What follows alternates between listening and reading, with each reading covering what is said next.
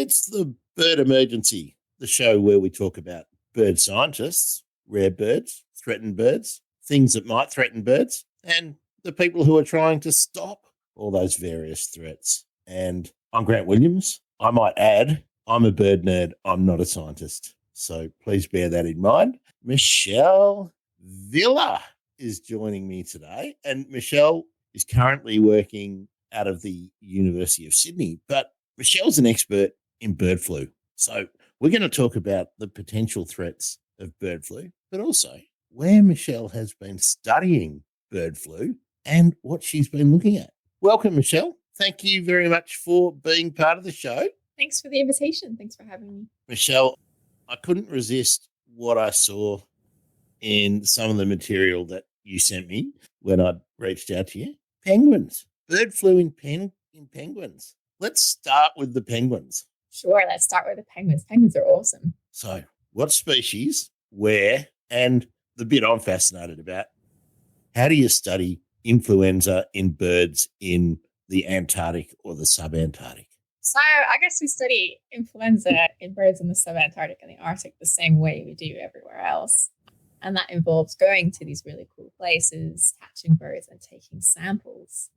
And so the kind of samples we take, they're called cloacal samples. So they're a sample of the butt of the bird. So birds are like reptiles. They're pretty cool. They just have one hole at the end. So the reproductive tract comes out there and the gastrointestinal tract comes out there and the urogenital tract. So it all comes out in one place. And so we take a sample of all the sort of cells there to capture everything. And then after we finish taking our samples, everything needs to get back to the lab eventually, and we'll screen for those samples. Now, the interesting thing about Antarctica that you might not guess, it's actually pretty hard to keep samples cold in Antarctica. So these samples that we take are temperature sensitive. They shouldn't fluctuate in temperature too much. We like to get them into these super ultra cold freezers as soon as possible. But, different locations in Antarctica don't all have ultra cold freezers. It's not -80 out there all the time. And so a striking problem of working down there is the logistics behind keeping these samples really cold so that we can use them again. So is that because you take the samples, you're working down there in summer, and what's a nice summer's day in Antarctica? What's the temperature you'd be working in? It was a few years now since I was down there. It's 2012. But I think I remember most days being like 5 or 6 degrees where we were working. So it was warmer. There were some periods where it was colder, where we had storms come through. But I was working on the Antarctic Peninsula, so not the deep freeze that is below the Arctic Circle. So it was actually quite pleasant to work down there most days. So you're taking your samples. So you're wiping the bird's bum, basically, and you're working with the long test tube and the long swab. Is that how it works? We just have a little tube. It's usually regular sort of. Yep. And you've got like a little foam esky or something, a little that you put the samples in, and you've had to pack that with dry ice, I would guess, if you've got to get them down to super low temperatures. Yeah, so usually in the field we would just pack it with an ice pack, and then when we get back to our base wherever we're working, we're either putting them at 4 degrees, or if we have a super cold freezer, we're putting them in a -80 freezer. And then of course to transport them from Antarctica to wherever our lab would be, we transport them on dry ice. Yeah.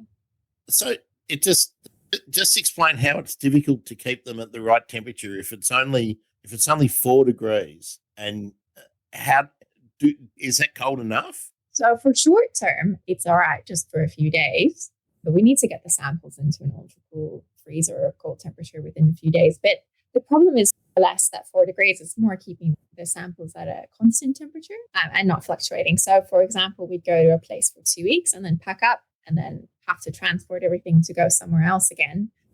And so it was surprisingly hard to keep samples in good condition. And at what kind of temperature do they start to degrade? Well, within a week at 4 degrees, they would definitely start to degrade. Surprisingly, viruses, especially RNA viruses, are pretty wimpy. If you warm them up a few too many times or thaw them a few too many times, they degrade pretty fast. Yeah, so that's why we use ultra cool freezers normally. So as I understand it, there's 2 major types of bird flu. So Can you walk us through those? And then do penguins have pandemics, influenza pandemics, mass kill events? I'll answer your question in two parts. The first part is about influenza in birds. And so normally that's divided into kind of these two broad categories. The first category is the kind that you've probably read about in the news. This is where a lot of chickens die. This is where we're afraid of these viruses getting into people. And these are usually called highly pathogenic avian influenza. So pathogenic and highly pathogenic means it causes disease or death. And this is commonly seen in poultry, but it's usually, and I say usually, quite rare in wild birds, except for the last few years where there have been wild birds implicated in the spread of highly pathogenic. But for the most part, what wild birds have is called low pathogenic avian influenza. So these are viruses that don't cause any signs of disease and they don't cause mass mortality. And we think that these viruses have been evolving with birds for millennia, such that they've co-evolved, so they don't really cause disease. So that means that in the Northern Hemisphere, in the autumn, you can go sample ducks, and 20 to 30% of ducks will have low pathogenic avian influenza, but they won't have any signs of disease and they won't be dying. So what we found in penguins is this low pathogenic avian influenza virus. That means that we didn't see any sick penguins. We didn't sample sick penguins. We sample healthy penguins, and these penguins happen to have quite a lot of viruses, including these low pathogenic avian. So as for pandemics and disease in penguins, there have been a number of incidents of sort of mortality events or disease events in penguins in Antarctica and subantarctica. To date, none of them are tied to influenza. They're tied to other things. So, for example, there was an outbreak of something called avian cholera. It's a bacterial disease some years ago, maybe 10 or 15 years ago. I don't remember the details.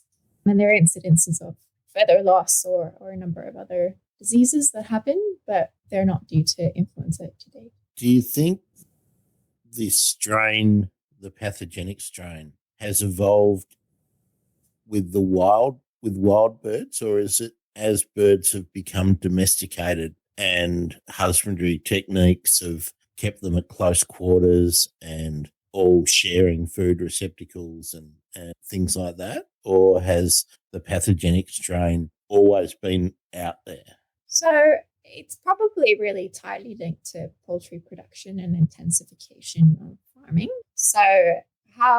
And these pathogenic strains have evolved more than once. They evolve repeatedly. So, for example, last year in Victoria, we had a really big outbreak of avian influenza in poultry in Victoria.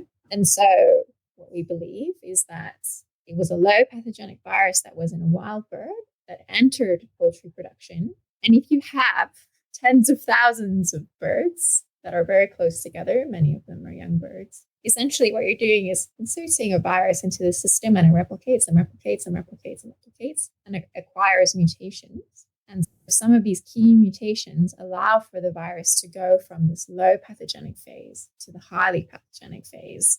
And then we'd start to see morbidity or disease and death associated with that. So there have been a number of events around the world in the last 15 years where we've seen the emergence or sort of these highly pathogenic viruses arising in poultry production. And so it has to do with intensive agriculture, but it also has to do with chickens, we think, due to some of the funny features of their immune systems, although I'm not an immunologist.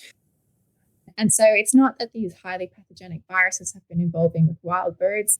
It's something that's tightly linked to poultry production. And the second part of my question was whether there's mass kill events of influenza. Do any of the bird populations that you know of that you've looked at have pandemics? So I think that we've seen mass mortality events in wild birds associated with a number of diseases, especially many years ago, actually still ongoing today, is sometimes these highly pathogenic viruses escape poultry production and re-enter the wild bird reservoir. And we've often seen a lot of mortality associated with that. And so this is many years ago now, maybe 15 years ago. For example, there is this big sort of lake in national park, an important stopover site for wild birds in China, where they found a lot of dead wild birds, including bar-headed geese. And that was due to these this highly pathogenic avian influenza that had escaped from poultry and into wild birds.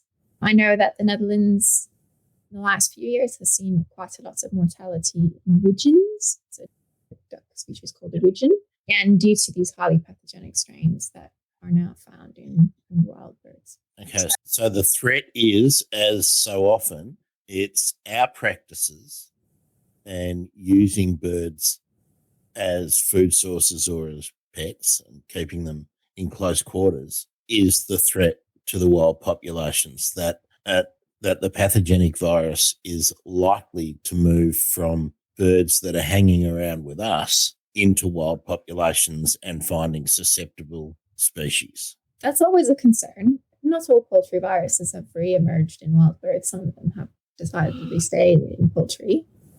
But yeah, lots of viruses that wild birds have, they would have had for a long time and largely co-evolved with. So in my research, not only do I work on avian influenza, I work on lots of other viruses. And we're finding that wild birds have quite a lot of viruses in them. But these are healthy birds. And so presumably they've had these viruses for a long time. But the concern is that sort of these poultry viruses may re-emerge in wild birds, causing disease and death. So in most cases, it's like the bird having a cold, but we're not even convinced that in most cases. Like the birds that we sample are birds that are doing their regular thing.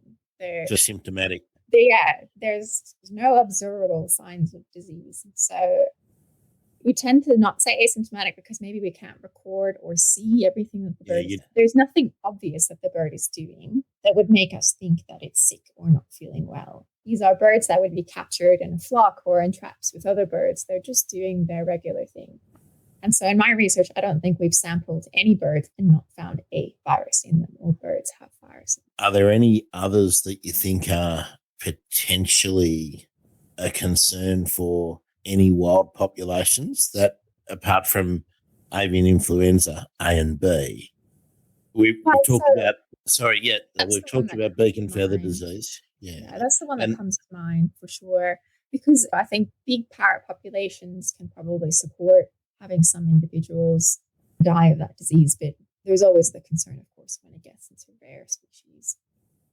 Now, dear listener, this is where I prove that I'm not a scientist. Okay, this is when I get to ask a really dumb question. Sure, it's not dumb. So I live in the urban area, and there's lots of pigeons near me, and I often see lots of silver gulls in the city in Melbourne. And I see a lot of them with what appear to be deformed feet. Now, I used to believe when I was a child that the seagulls had deformed feet because sharks came and attacked their feet when they were swimming on the water. But pigeons don't do that. And I see a lot of really severely deformed feet in pigeons. Can you hazard a guess at what are causing these deformities? So let's start by saying that I'm going to hazard a guess from my memory from somewhere. I might give you the wrong answer because I've misremembered. But I think that the disease is called clench claw, and it's seen in passerines, not just pigeons, but passerines and things. And I actually have a colleague who had a paper out last year about maybe one of the causes of clench claw. And I don't remember what she found, but I think she did find a virus associated with whichever bird species she looked at. Again, I don't remember the details, but there's probably something causing that. It's not quite clench claw, but I also read a really interesting paper this morning about a virus called it's a virus in the family Picornaviridae, as a picornavirus, causing these beak deformities in North American birds called virus. And they found it in many North American bird species now. So these kinds of weird things may very well be due to viruses, which we may or may not have described. Yeah. Not often I see pigeons with deformed beaks and sometimes gulls, but I've seen lots of deformed beaks in finches, in cage birds, canaries, and things like that. So that's viruses doing their things too? Yeah, I think so. So there are a number of viruses that cause disease, and there are lots of these viruses that we find that are not associated with obvious disease. What they're doing, we don't really know. Now, you did a lot of work studying mallards, ducks. So let's talk about that work.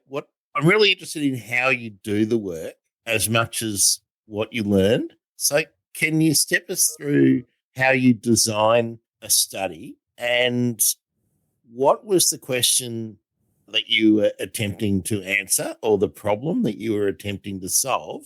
And just let it fly. So I did my PhD in Sweden, and I worked in a lab that was using Mallards as a model for understanding the ecology and evolution of influenza viruses. So it was a really cool place to work because my lab was based in a small town called Kalmar, which is quite close to a bird observatory called Ottenby. It's one of the longest running bird observatories in Europe. It's been there for a very long time. And adjacent to the bird observatory is a very large duck trap that's been there for a very long time. I think when the duck trap was originally set up, I might have misremembered, I think it was used for hunting. This is like 40, 50 years ago. But since about 2002, it's been used for research. So there are people that are employed through both the observatory and through our research group who would go and use this duck trap to catch ducks every day.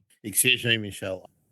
I have to ask, is the duck trap like a really big box resting on a stick with a string attached to it, and you wait until the duck goes under it and you pull the string?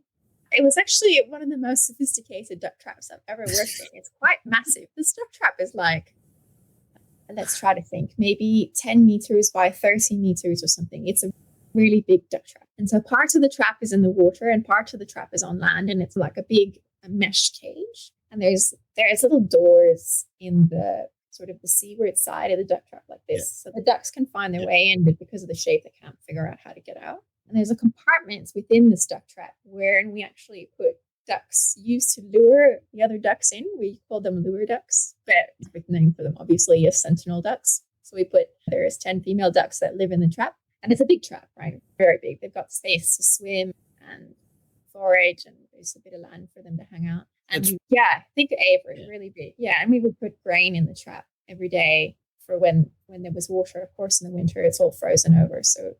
And within the aviary, for want of a better descriptive term, you have a series of smaller little cages with really sexy lady ducks, and they're going whack, whack, whack, whack. And there's a banquet on offer, and it's like a clay pot. They can get in, the ducks can get in through the funnel, but of course they can't work out that there's this little narrow hole to get out. So there's no trapdoors. There's nothing like that. No, and on a really good day, we could catch 100 ducks in that trap. So it was a very efficient duck trap that didn't really require a lot of work. So the sexy lady ducks have done their job as the decoys or sentinels. And what do you do with the captured ducks? How long are they deprived of their liberty? Well, so most of the ducks would come in around or just before sunrise, and then we would empty the trap usually not long after sunrise. So in summertime, the duck trappers and scientists would be there pretty early in the morning to go and get all the ducks out. And it usually didn't take very long. And so in that system, all the ducks were then put into these single-use cardboard boxes. So sometimes it was 100 cardboard boxes in a day, and sometimes it was far less. But the nice thing about cardboard boxes is the ducks tend to defecate in the boxes, so that we could just take a sample of the poo instead of having to take vehicle samples. So that worked really well. And sometimes when we were out there, we would take a blood sample as well. There's a little bit about what's happened in the past with the duck using antibodies. And then we would let the ducks go, except, of course, the sentinel ducks, which we would also sample, and they would go back. Now, you're part of the Pint of Science team, so you would be aware of the show we did with Toby Ross. And Toby, in conjunction with where was the lab he was working with? Were they in Norway? Where the blood samples are sent? Is your work doing anything cooperatively with other teams when you're taking blood samples? Are you having to send your work off to Norway, your samples off to Norway? So the really fun thing about my job is I get to wear 3 hats. I get to be an ornithologist and go catch birds, and then I get to be a virologist and I sit in the lab and I actually process all my own samples. Toby Ross is actually a colleague of mine, and so a number of the blood samples I've collected in Australia have gone towards his project, and some of the samples that he's collected have gone towards some of my projects. So that's quite fun, but throughout all the places I've worked, both the blood samples and the clinical samples are samples that I've processed in the lab wherever But sometimes we've given extra samples to other people doing other projects that maybe process elsewhere if there's leftovers. Yeah. Once we collect all the samples from our ducks or whatever we're sampling, they obviously would go then to the lab for processing. And what did you discover? So during my PhD, I was quite interested in understanding how influenza viruses stay in populations over many years and within years. So these are questions, evolutionary questions about the virus. So we did a few studies. The first study was looking at within an autumn. So again, in the Northern Hemisphere, autumn is the time of the year when we find that ducks have really high prevalence of virus. So you could go sample a duck in September, October, like 20% of the ducks might have an influenza virus. So in the beginning, I told you we had these low pathogenic influenza viruses and highly pathogenic influenza viruses. Within this thing called low pathogenic influenza virus, there's actually 16 sort of more divisions. And these are 16 different virus strains. They're really different from each other. In humans, we tend to have H1 and H3. These are the human subtypes or strains. In birds, there's 16. So it's pretty incredible. And influenza viruses do this really annoying thing where they like to mix and match the bits of their genomes. So again, this is where human pandemics come from. Remember you heard about swine flu? It was actually the mixture of viruses from pigs and from people that came together that created a pandemic. So in birds, we have these 16 subtypes and they tend to mix and match with themselves all the time. So I did a study with colleagues trying to understand what dictated the mixing and matching and which viruses mixed with which other viruses. And so we found that in birds, there's a lot of mixing and matching, and they tend to mix and match with whatever else is co-circulating at the same time. So we would have an H1 and an H6, and then an H4 and H5 that were mixing and matching. And so that was really interesting. So it shows you how the virus can evolve in a really short time frame, such that even if the birds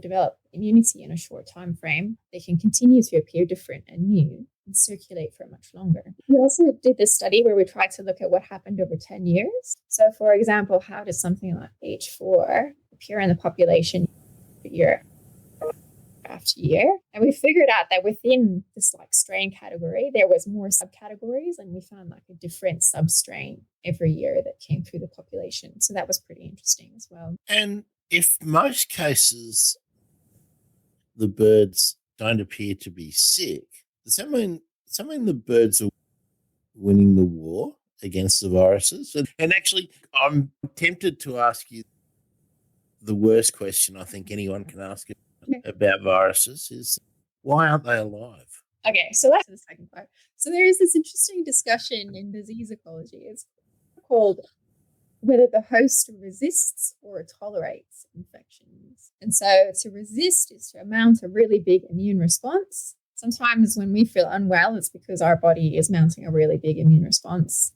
trying to kill whatever we've got, and we feel unwell about it. On the other side of that spectrum, or the flip side of that, is they just tolerate the infection. And I think this is what wild birds are doing with these influenza viruses. They're just tolerating. So I'm not really sure whether they've won the war or they've just found a way to keep the peace. And then as for why viruses are not alive, it's a biological question about the fact that viruses can't make more viruses without a host. They just can't. They're so small. They just have the little bits of their genome that they need, and then they'll take over the cell of something else to make more of themselves. Without hosts, viruses can't make more viruses. It's so bad that the smallest virus only has 1,600 nucleotides, A's, C's, T's, and G's. It doesn't even make a protein to replicate that. It just makes a bit of the outside and then steals bits from other viruses and from the host. And so they're actually really efficient, given that they can't make more of themselves. I've always struggled to understand. I know, but then you think, well, why can't a rock But a virus can replicate. It just needs The rocks and trying to replicate the rocks. But yeah, no. It's one of those classic questions, isn't it? What's but not alive. No, that's right. That's right. So sorry everyone for that stupid question, but No, why don't we classify them as being alive? They're causing us all lots of problems at the moment. That's if I go to a boring barbecue, I like to trot that one out. Well, I hope you get some interesting responses to that. Or slap. Michelle, waterfowl, because they move all over the world with their migrations, and then you've got nomadic species, really opportunistic species, especially in environments like Australia where there'll be no water for years and years and years. And then all of a sudden there's lots of water and waterfowl just appear from everywhere. And allied tribes like the waders or shorebirds, whatnot. Are there concerns that we could have a really major breakout of a virus? We can talk about influenza specifically, but that the wild populations are significantly at risk from farming practices? So I guess let's start just by talking a little bit about avian influenza viruses in Australia and farming practices in Australia. So Australia, we don't have an enormous poultry industry like you see in other parts of the world. It's actually quite small. I think that North America, for example, and Asia produces far more poultry than Australia does. Well, I was really thinking about Southeast Asia, where when I've travelled there, everybody is farming ducks. Everybody's got some chickens, and the popularity of cage birds in some countries is still huge, and a lot of those cage birds are wild caught. So that's really where my question was going, where you have people with wild caught cage birds and their poultry production really close by with the fringes of forests or living on the edges of rivers. Are we concerned that we could be the cause of a massive pandemic for birds? Look, there's always a cause of concern for that. Avian influenza is a great example of that. We've seen these big outbreaks in wild populations due to these viruses that have escaped poultry production and gotten back into wild birds. It's not something we're concerned about. This is something that's happening. We're seeing these mortality events related to highly pathogenic avian influenza virus. We've seen it in Europe for a few years in a row. It's been seen in Asia. So it's happening. And there's always a risk that viruses that are in poultry production will spill over into wild birds and cause mortality events, because there's a number of viruses that are in poultry. For example, another great one is Newcastle disease virus. It's a really old virus. We've known about it for a really long time, and it's notifiable in Australia. If we find it in wild birds, we would have to report it because there's concern that something like that gets into wild birds. Can I just stop you there? Newcastle disease, I think all of us have heard of it,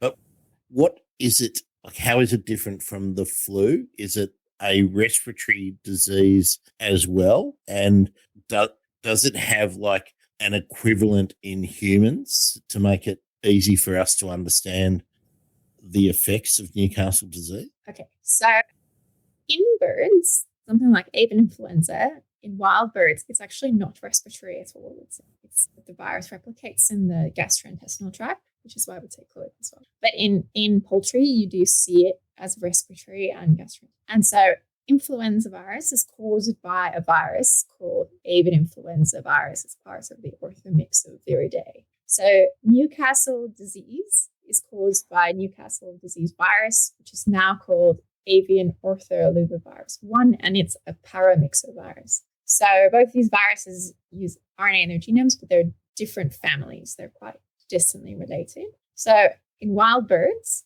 like avian influenza, there's a version of these paramyxoviruses don't cause disease. Again, we detect them really well with colloquial swabs, but in poultry, they can be respiratory and gastrointestinal. So there is a human paramyxovirus. It causes the common cold. It's called RSV. It's pretty common in kids, but it's not. Is that commonly called rhinovirus? No, that's a group of picornaviruses. Retinosuccinctal. Okay.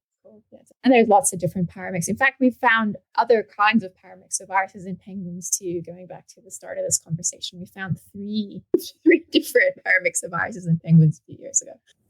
And look, Michelle, I'm really old. I can remember that we had a virus called myxomatosis, which went through the rabbit population in Australia. Yeah. Now, of course, the non-scientist in me hears mix. When you're speaking, you're saying mix. Are we talking about a similar virus? So no, don't worry. Look, these things don't matter. So there's a lot of different viruses out there. They are classified the same way you classify anything else, with sort of genera and families going up, and they're very diverse. And one host, so either people or birds, would have lots and lots of different kinds of viruses. They may infect the same part of the host, but be from really different families. So if we think about the common cold, that includes 4 different coronaviruses, lots and lots of rhinoviruses, RSV, could be influenza. There's a whole bucket load of things that we call the common cold because we feel crap by it. And it's pretty common. So ducks, wild birds, poultry, they also have a whole bucket load of things that affect. So we don't have to be really imminently worried about a global pandemic for birds. I don't know if you are aware, I'm sure you were, those stories of the birds recently, what are we talking, maybe 5 or 6 months ago, just dropping out of the sky in North America. Yeah, do you remember that? There were hundreds at a time. People were just finding these dead birds all over North America. Yeah, so just before we go on to that question, I just want to go back to your question about just bird pandemics. Every country has a surveillance system for viruses of concern. Okay, so in Australia, we actually screen thousands of wild birds for influenza every year. There has been screening programs for other viruses as well, like Newcastle disease. So it's not to say that we're not concerned about virus outbreaks in birds. We are. And so most countries do work to do surveillance to understand what's there. So just to make that be clear. Yeah. I think I was saying we're not panicking. No, we're not panicking, but we are paying attention. We are doing that. And I work with a lot of sort of jurisdictions in Australia and great collaborations with different partners in government. And there are surveillance systems, and we do notify them whenever we find interesting viruses that they should be aware of. There are national programs that are coordinated and things like that. So we are paying attention. We're not panicking, but we are paying attention. Now, who's managing those programs? Is it departments of agriculture? Is it things like AQUIS, or are the universities managing those programs? So the program that I work with is mostly the National Avian Influenza Wild Bird Steering Committee. And it's myself and Marcel Claassen from Deakin University. There's a number of sort of state and jurisdictional government labs that are there. So, for example, DPI New South Wales, AgriBio Victoria, more acronyms than I can think of. And we work closely with Wildlife Health Australia. Okay, so there's somebody from Wildlife Health Australia on there. We have seats. I know that BirdLife Australia is always welcome to attend calls. The egg industry are welcome to attend. So a broad group of people that we share data. So it's a quango. So it's a quango overseen by, is it reporting to the Federal Department of Environment or Department of Primary Industries? Or so we have a Department of Agriculture. So because the Department of Agriculture, Commonwealth Department of Agriculture provides some money for the program to do the surveillance, and then all the different state labs and jurisdictions as well. Yeah. And well, because we're not really hearing of outbreaks regularly, must be doing a good job there. I'd like to say that's the case, yes. I think everyone is doing their best and working well together. But Australia is also quite an interesting place for viruses. And this goes back to something I think you'd asked before that I'd never quite got around to answering. And that has to do with bird migration. So if you think about North and South America, there are a lot of birds that migrate through those regions. Europe, Asia, and Africa, there's a lot of birds that migrate through those regions. But other than waders, so shorebirds, there's not a whole lot of ducks that migrate. Actually, there are no ducks that migrate out of Australia into Asia past sort of Papua New Guinea. You may have heard of the Wallace's line. It's a pretty important line. Yeah. And so one of the hypotheses is that because there's not a lot of ducks migrating across there, we're pretty isolated here. And so there's not regular introduction of viruses like highly pathogenic influenza virus from Asia into Australia. We just don't really see those introductions as well. This is not to say it can never happen. Again, we're paying attention. We're doing surveillance to ensure that if it does, we catch it.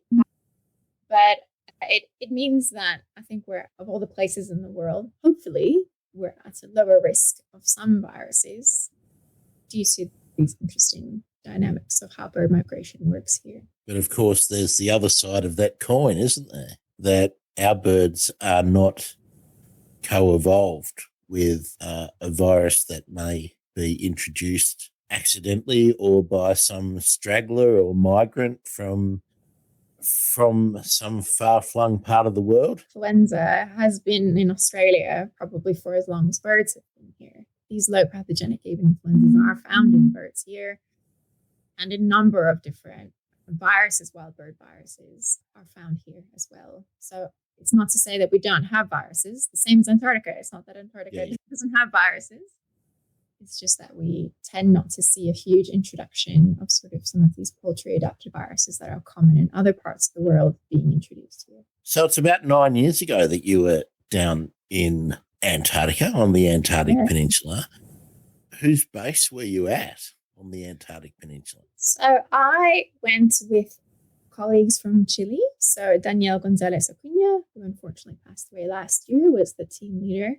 And I was working in Sweden at the time, so we had a collaboration with his group. And so we went with INACH, which is the Chilean program. And so we stayed in Chilean and one Argentinian base while we were there. And what's the best thing about working in Antarctica? I thought it was really cool. Those things you watch on documentaries that in real life, they're never quite as good as they are in the documentaries. Well, this was better. One of the places we stayed at doesn't have a big human presence. There's just like a tiny little old base. And you walk around and there's fur seals there and leopard seals hanging out. And you can watch all these seabirds right from your breakfast table, and all the penguins are making a ruckus just around the corner. It was really cool. It was such a great privilege to be able to be there and to be able to see that. I think that's really special. Yeah, I meant to ask Elodie this when I talked to her about her time at Kerguelen, but you'll do. How stinky are penguin colonies? I think that penguin colonies are pretty stinky, but I had worked with seabirds for a number of years before, so I didn't necessarily find it much stinkier any other place that I've been. But I will state that my coveralls that I used in Antarctica stayed in Antarctica. I did not bring them home because they were, well, what do you expect? You get millions of individuals coming together, highly congregated place. They're sitting on nests and they're defecating around. That's just it being stinky is part of the game. And see, one of the things that has occupied my mind while we've been bored out of our brains in lockdown is what's the stinkiest bird in the Antarctic? Is a penguin stinkier than albatross? Or well, I think it's more a question of critical mass, right? Because there's a whole lot of penguins smushed together in a very small area. I didn't work where there were albatross, unfortunately. But, it's the same with working in seal colonies. They're pretty stinky because there's just a lot of animals in a really small space. So what were the penguins that were on the Antarctic Peninsula? Who were your best penguin buddies? So we mostly our project aim for that year was to work with chinstrap penguins, but we were, of course, surrounded by lots of Adelie and Gen 2 penguins down there as well, which was really. And which are the coolest penguins? I think Adelie penguins are hilarious. They have quite a lot of attitude. They're very funny. Probably also like penguins other than chinstraps, because we work with chinstrap penguins and I sat on the arse end of a lot of chinstrap penguins and got crapped on by a lot of them. So we're going to pick Adelies because they didn't crap on me so much. How similar are those three species in their behaviours? So I'm not a penguin expert. I know about viruses of penguins, but I'm not a penguin expert. So let's just start with Just that. personal observations of casting your eye out over the colony. They are a bit different.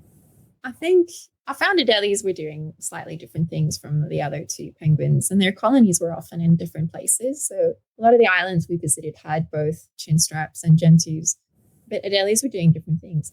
And from a virus perspective, based on very limited data, they seem to be doing different things as well. We see lots of viruses in Adelies and much more connectivity in colonies by Adelies as well. Yeah. But again, not a penguin expert.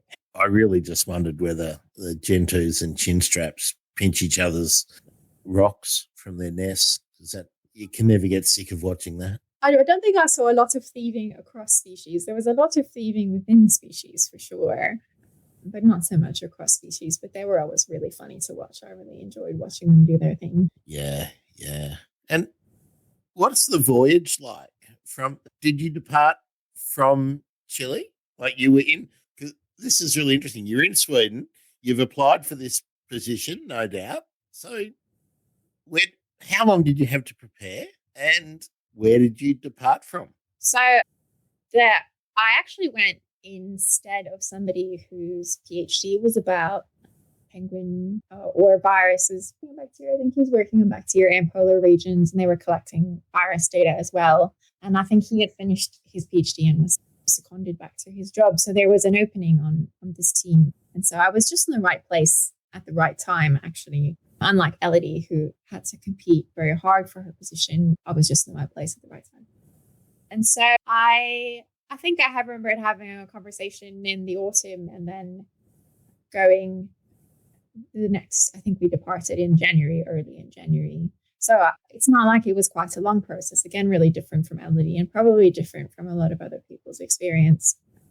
So yeah, it wasn't such a big thing, which is a terrible thing to say. That's amazing. I mean, that it's almost like a spur of the moment thing that somebody can't go, and then casting around and go, "Oh, Michelle, are you interested?" Yeah, absolutely. I don't think I'll ever get an opportunity like that again in my life. I think I was really lucky, and I went down as the virologist of the team, so that was really good. A good place to be. Did you depart from Chile? Oh yeah, sorry. So I flew to Punta Arenas, which is in the southern part of Chile. And then we actually flew in a plane to King George Island. So the Chileans have a runway on King George Island. So we flew in a big plane. And then we were escorted between bases using Chilean naval vessels. So the Chilean military. And so I didn't have one of these great big passages across the Drake like most people do. I actually flew in and out of Antarctica. Yeah. And how long is that flight? You went from King George Island to the peninsula on a boat. So on a ship. How long was that last stage, King George Island? So I need to think. It's a really long time ago. So we went from, I think it was probably less than a day. I don't remember being on the boat for very long. So we got picked up from King George and went to Livingston Island first for 2 weeks.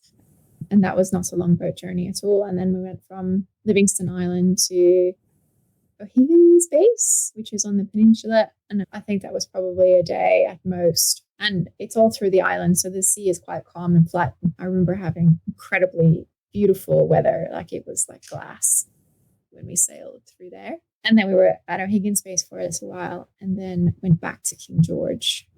And again, that was probably only a day. So how active are the Chileans in their research in the Antarctic zone? Daniel Gonzalez Acuna, who I worked with and went with, has been working in Antarctica for many years. So he had been going for a few years prior to when I went. And he continued to go most years after. And like I said before, unfortunately, he died last year. But I have seen from the literature that there is another group in Chile who are starting to do more work in Antarctica. And they seem to have been collecting samples for the last few years. So I know that INACH has a big competitive process to be in Antarctica. So I think that the Chilean researchers are quite active down there, but I don't have a good overview of the whole project. I wondered whether it was... Most countries have scientists. There's a lot of research to do, and because so many countries claim sort of pieces of the pie, they'd like to be working there. And so we see all kinds of research from all kinds of countries that have bases down there. And the Chilean base is staffed by its multinational population, isn't it? It's not mostly Chileans. They just pick the best people to work on whatever they're working on, yeah? So we mostly stayed in military bases, and there is a very big military presence in Chilean military presence in the Antarctic Peninsula and islands. And so when we were there, we were usually the only group of scientists at the base. Maybe there was one other group of two, but there would have been a very large military contingent when we were there, and they were all Chilean. Yes. I didn't have sort of the experience that a lot of people would have had going to primarily research stations that were really multinational.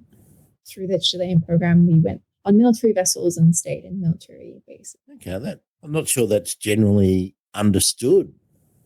Certainly not the Australians. I think we think that the military is hands off in most of the stations in Antarctica. I mean, of course, the military fly people in and out and ferry them around and whatnot, but I wasn't aware there were garrisons down there. Yeah, so I think the difference is that the Antarctic Peninsula is claimed by like 6 countries or more. I don't quite know. There's a lot of countries claiming the same slice of the pie, whereas the Australian territory is largely undisputed. It's Australian. And so I think my interpretation of the situation, I may be wrong, but is that in the Antarctic Peninsula, there are lots of military garrisons by a number of countries because they're all trying to claim that slice. And so what I had heard at the time, whether it's true or not, so one country built a base, then another country built a base, and then one country sent down a pregnant woman so that their child would be the first baby born in this country. And then the next follow-up was they sent a couple down to conceive and be pregnant and have it. There's a lot of jostling to claim pieces of the pie down there. So for those really important milestones. It was pretty odd, but I had a great time and we were really well supported and taken care of. So it was a really great experience. Oh, I envy you. I think it would be marvellous. So how did you end up at the University of Sydney? It's a long swim. Yeah, so I think one of the really fun things about being a scientist and working in science is that my qualifications and experience are relevant all over the world, meaning that I could get a job wherever I wanted. And the result of that is I've worked in quite a lot of countries. So I'm Canadian.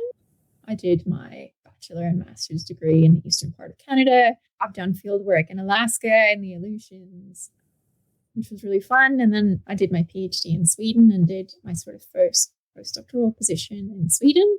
And then my position was ending and a job came up in Melbourne on avian influenza in wild birds. And so I interviewed for the position and was accepted. So then I came to Melbourne in the very end of 2016 and worked at the WHO Collaborating Centre for Influenza in Melbourne, working on avian influenza viruses.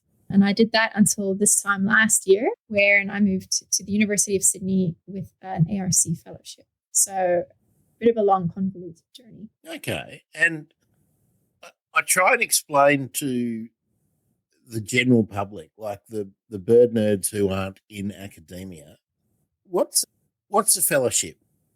What does it entail for you? And is it time limited? Give us an idea of what life as a traveling academic is like. So the academic job market, it's a bit of a racket, actually. There are very few permanent positions and very few positions paid. Your salary is paid by the university. A lot of positions are contract positions and your salary comes from like money from a research grant. So for example, my current position, I applied to the Australian Research Council to undertake a project. So I asked for 3 years of salary money and running costs in order to undertake this project. And it's very competitive. I think about 10% or less of these early career fellowships are funded by the ARC. So I was really lucky to put in a competitive application. And so my current position is funded through grant money on this fellowship. My previous position was also funded from grant money. So 2 years from a sort of project money, and then the next 2 years were combined money from projects we put in and contract work we put in and some other bits and bobs.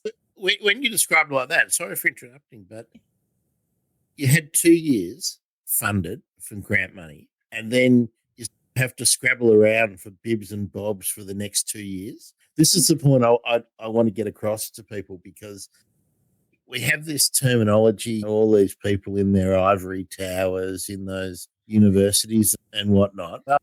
But you do amazing science, but there's no tenure, there's no job security. Let's be honest, the wages are pretty crap. And every couple of years, you've got to start the whole process again. And it takes you about 6 months to write a decent proposal, and then you've got to wait. And in that time, you have no security whatsoever. So no, and so one of the reasons many people move all over the world is because their job has run out and they found something in another country that is similar to what they're doing or what they're interested in, or they put grant money into or a proposal in to work with someone somewhere. So yeah, there was a good decade where people move around a lot and are on very tenuous and short-term contracts, but doing a really amazing science. Yeah. And contributing a lot, because are you teaching as well? I'm not currently teaching as part of my position. I have a research-only position. Yeah. Again, I don't think that the wider community understand this, that you're in precarious employment, the tenure is not sure. But then because universities don't employ anyone full-time, it's presented that it's a great opportunity for you to supplement the shit money that they give you for it. But it's just a way of not employing more people. The information transfer is fantastic, and the fact that you have worked all over the place and have experience to impart and everything is great. But the downside of it is that you don't get the opportunity to have that sort of permanence in your life that somebody who is a sheet metal worker might have. Everyone's job is precarious. We understand that. But your whole industry operates on precarious work. So when do you get to decide that you want to stay somewhere? Like, I guess when you decide to stay. For lots of people, they will do these precarious contracts for a few years and then decide they've had enough, and they'll leave academic science to pursue something different, whether that's in government, private industry, or a whole different career line. I think I was just speaking to my partner about this the other day. I think it's really sad that a lot of people who are in my cohort, really stellar PhD students who did amazing research, there's very few of us left in academic science. Most have gone on to do other things, which is good for them. They get salary and stability, and that is what people need in their lives. Absolutely. But look at the wasted. We talk about corporate knowledge when companies downsize and sack everyone, and all that corporate knowledge walks out the door. We've designed that into our academic system. It's just seems a little bit bonkers that we invest so much in bringing people up to be highly trained, great pools of knowledge, and then it goes out to the private sector and someone owns it. Yeah, pretty much. And especially with the pandemic, universities were not eligible for job keeper, and so they paid huge numbers of staff in last year by especially teaching staff, people who are paid like me by grants. We can keep our positions because our salaries are paid by grants, but people that were paid by universities, especially teaching staff, have had a really tough go of it last year. And so I think it's been very hard on the academic sector in Australia for sure. And of course, there'll probably be a shakeout as universities have to realign. And of course, the government has changed the priorities for funding certain types of courses. So who knows where that's going to leave. I think pure science is going to be okay, but I'm not too sure about applied science. But fingers. Yeah. On this point, there's just one point I would care to make. It's not so much about birds. It's more about the fact that in Australia, I think it's really important to remember that most people working on the pandemic response are in the university sector. There are a huge number of people who worked on the University of Queensland vaccine when that was in progress, people who are looking for antibodies. There's doing all of these people are on tenuous contracts in the university sector, and there's no investment in keeping them. So that to me is cool. As the last thing to say on that topic. Nearly the last thing. So, dear listener, if you're wondering why I'm so interested in this, I do another podcast called Migrating to Australia, and and in that, again, I'm the dumb sidekick to an immigration lawyer, and this issue frustrates me over and over again when I see how difficult it is for people in your situation, academics who have been doing, especially research academics, and you find it really hard to put down roots in this country. You basically have to marry an Australian if you want to stay. So it's become so hard. That's pretty much the option, which I just think it's short-sighted. But I don't think Australia is on its own like this. I think that there's this eternal churn, which is an opportunity for a lot of people, and that life suits them. But there comes a time where that life isn't quite so appealing for a lot of people. And I just think it's a shame that a lot of that knowledge is lost because the career change is complete and total. It's very hard to stay on the fringe of research and practical work, applying your skills.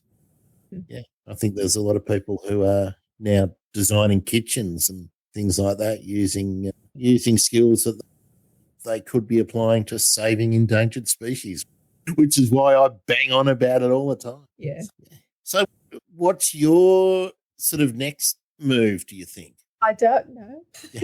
I haven't done that career planning yet, Michelle. I have 2 years left my fellowship, and I'll let you know when I know. Well, part of the question earlier was what I like to ask people where they see as their 5-year horizon. What would you like to be doing next if you got all your ducks in a row?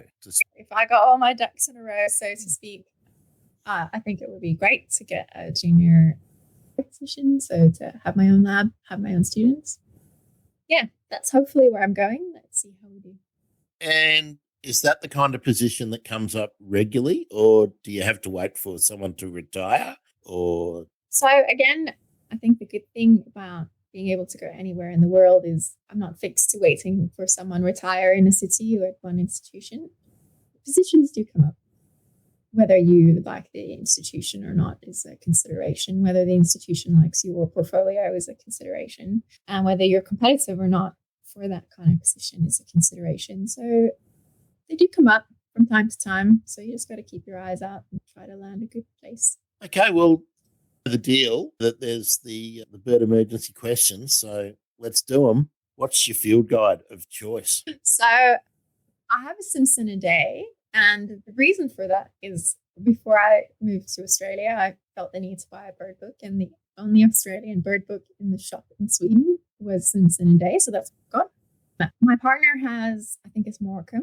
And so usually when we go out birding, we have both of them together, and I have the Morecambe app on my phone. And when you go back to visit your family, I'm assuming they're still in Canada. Mm-hmm. What's your favorite book there, eh?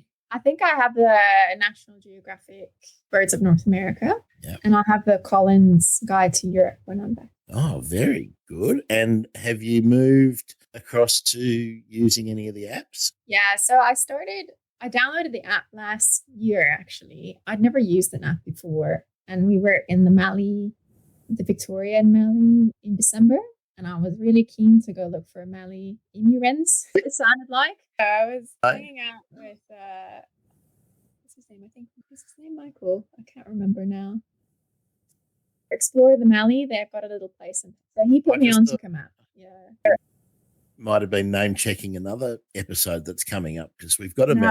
Melly What's it Emu Wren mean? episode about to. Yeah. So anyway, I downloaded the app because I needed to figure out what these things sounded like so that I could actually find them. And I find now that my local bush birding, I find the app really useful because often I'm 90% sure and just need to quickly check to make sure I'm 100%. But when I go to a new place, I much prefer a book over an app. Yeah. So, is the app now your favorite piece of equipment when you're out in the field?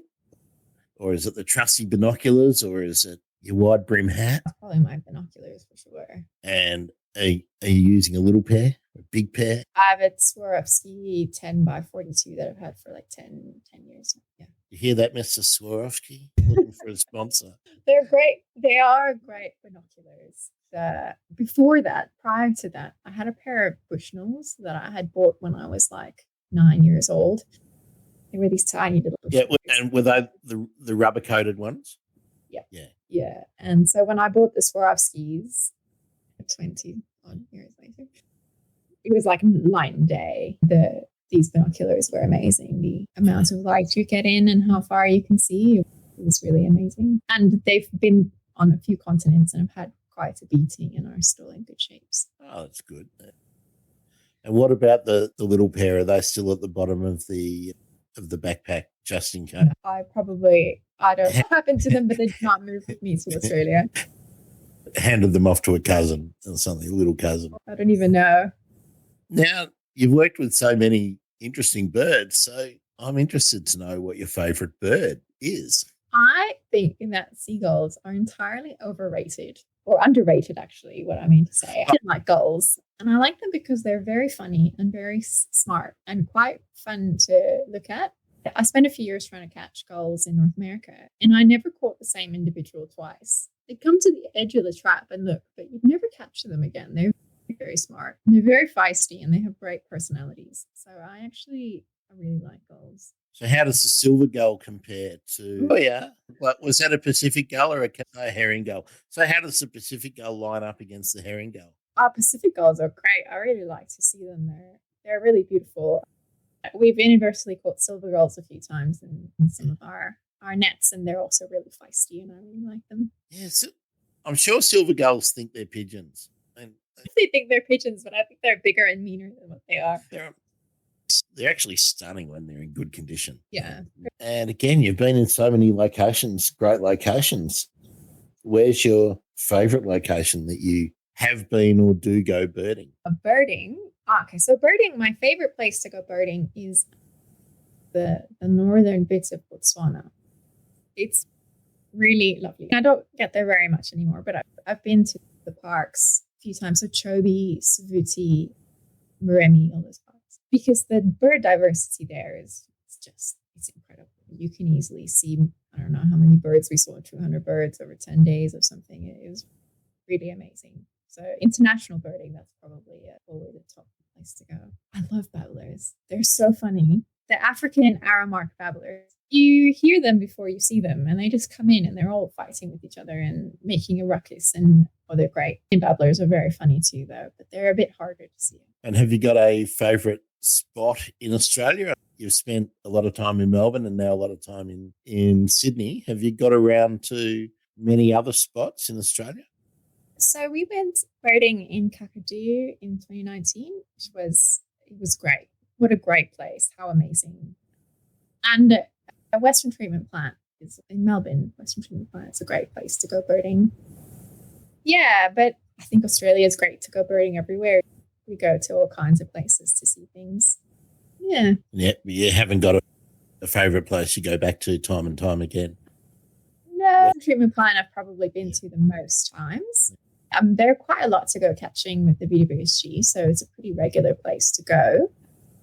But I don't think that there's a spot where I go time and time again. Yeah. Now, I'll just translate that for the international listeners, that Western Treatment Plant is a big sewerage farm that has this great reserve, great area of reserve, which is really what do we describe it as? Some people say it's a bit of a heath, it's a marsh, it's a grassland. It's a bit of a mixture. Lots of those sort of succulent plants in some areas of it. So that's one of the favourite spots for urban birding in Melbourne. And you can see some pretty interesting things there. Waterfowl, shorebirds, lots and lots of passerines. So, yeah, terrific place. And you mentioned the acronym for the Victorian Wader Study Group. So, yeah. And you'd be amazed. I get messages from people going, I didn't know what you're talking about. Are you a bander? Yeah. Yep. So, a registered But handle. I don't get to do a lot of banding because usually when we're out in the field, I'm taking samples for research. So it's actually been a number of years since I've done a lot of banding, dedicated banding. Yeah. It's pretty hard to be a bander. You got to be good. Yeah, well, I learned I did a lot of banding when I was in Canada because I did a lot of field work on my own and with one other person. So it wasn't as nice as it is in Victoria, where we go and work with teams of people, where there are many other banders there. So yeah, I've got to throw in an extra question. What's the best bird in Canada? I did a lot of seabird work when I was in Canada, and so I'm probably going to have to defer to a seabird. I got to work with puffins, Atlantic puffins, when I was there, which was, they're so great. And we call them guillemots in Canada. Murres in Canada, they're called guillemots in Europe. Yeah. They were so lovely to work with. And razorbills are great. And I'm always in awe when I'm watching bird Twitter. The things like buntings and warblers in Canada, there seems to be, and North America generally, seems to be an amazing diversity. Do you go out looking for those bush birds? So when I lived in Canada, I spent most of my time on the northeast corner, which is the very end of the Atlantic flyway, and we did not get. So I lived in a place that had a lot of seabirds and icebergs and not a lot of warblers. So when my parents are Vancouver's, when I would go visit my parents, we sometimes look at warblers, but I wasn't often there during migration. Northeast, that's sort of Halifax, St. John. St. John's, Newfoundland is where I live. Yeah. So there's a big old island. You got Greenland, and below Greenland you have another island called Newfoundland. It's part of Canada. A lot of icebergs. And big dogs. Fantastic. So where's somewhere you really want to go birding? So our next Australia destination, if we can get there, given pandemics and lockdowns and things like that, is Cape York. I'd really like to go and see eclectus parrots and cockatoos. So hopefully soon. Hopefully. And what's your bucket list bird? Have you just mentioned the two of them, or is there something that's at the top of the list? I don't really bird like that so much. I think I'd usually rather just go to places and see whatever is there. It's very rare that I like to go hunting for a bird. We'd obviously like to see things like fallen cockatoos and eclectus parrots if we go to Cape York, but if we don't see them, that's okay because there's lots of other things to see. So I'm not a big twitcher, just a casual birder. Yeah. You've answered that question, and you can't tell me your number, your life list number. No, I have no idea. But the number is probably pretty high, given I've done a lot of birding in Southern Africa, and I did a bit of birding in South America and North America and Europe, a little bit in Asia and Australia. So I don't know. It's going to be a lot more than mine. Not necessarily. Like I said, I'm not a big twitcher. I'm a very casual and relaxed birder. So I've probably been a lot of places and missed a lot of things, and that's okay. Oh, that's definitely okay. It's good. So you're down the fun end of the spectrum, and that's where we like to see you. And I guess the last thing I'm really interested in is, do you think you'll be birding for life? So from what I hear is I started birding when I was a baby.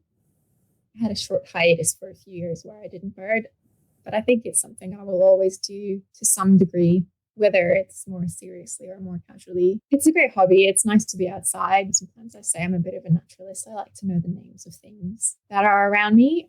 Obviously, Australian plants are really hard. There's so many eucalyptus, but and so I think it's something I'll always do to some degree, no matter where I am. And even if that means looking at the miners outside my balcony, I guess that's still bird watching in some way. Correct.